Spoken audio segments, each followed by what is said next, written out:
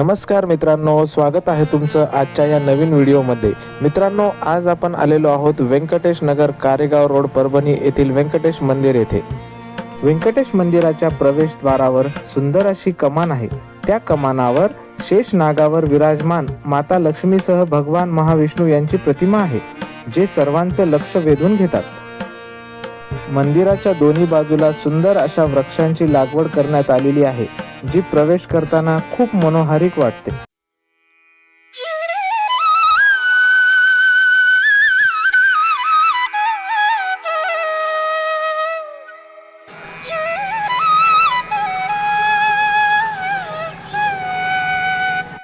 हिंदू धर्मामध्ये केळीच्या झाडाला अनन्यसाधारण महत्त्व आहे। तसेच भगवान महाविष्णू आणि लक्ष्मीला देखील ते प्रिय आहे, म्हणून प्रत्येक विष्णूच्या मंदिरामध्ये केळीचे झाड हे अवश्य असते।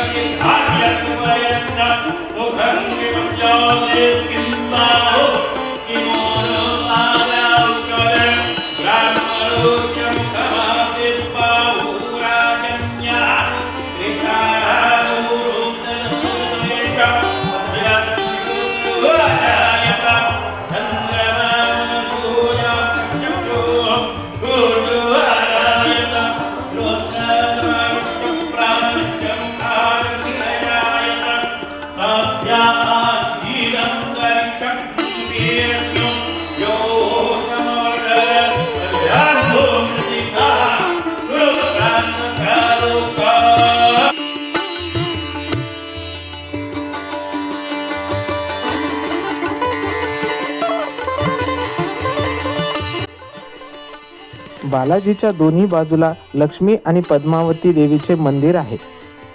छातीवर डाव्या बाजूला देवी लक्ष्मी आणि उजव्या बाजूला देवी पद्मावती विराजमान आहेत। या मागे ते कलियुगातील पत्नीसोबत राहण्याची इच्छा व्यक्त करतात आणि लक्ष्मी व पद्मावती या दोघीही त्यांच्यासोबत शाश्वत रूपात आहेत।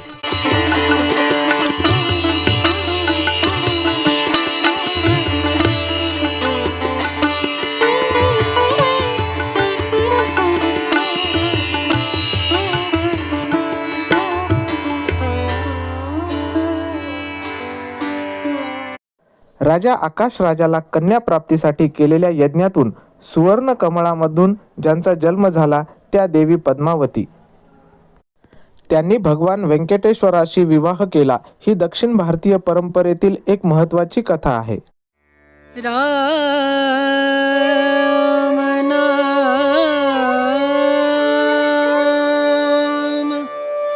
भजले राम नाम सुखधाम भजले राम नाम सुखधाम।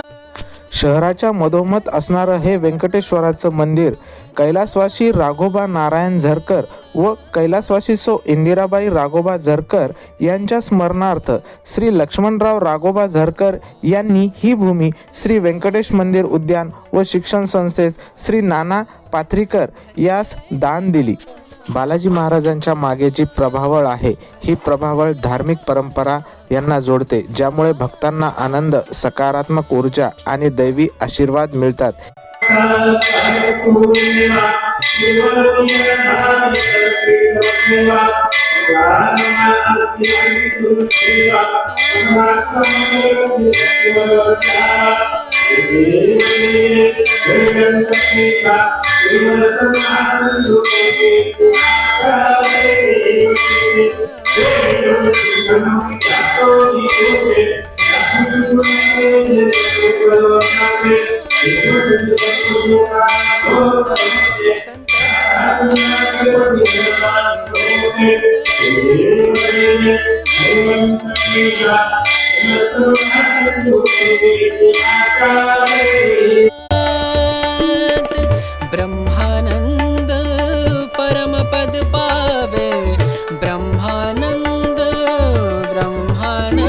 विना व्यङ्कटेशो ननातो ननाथा तदा व्यङ्कटेशं स्मरामि स्मरामि हरे व्यङ्कटेशं प्रसीद प्रसीद प्रियं व्यङ्कटेशं प्रयच्छ प्रयच्छ श्रियकान्ताय कल्याणं निधये निधयेथिनां श्रीवेङ्कटनिवासाय श्रीनिवासाय मङ्गलम् श्रीनिवासाय मङ्गलम् श्रीनिवासाय मङ्गलम्.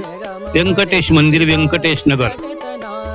आणि मध्ये सगळे मुख्य व्यंकटेशाची मूर्ती आहे, लक्ष्मी आहे, पद्मावती आहे आणि गरुड हनुमंत हे देवाचे वाहन आहेत मध्ये. आणि त्या ठिकाणी सेवेकरी बाहेर जय विजय आहेत.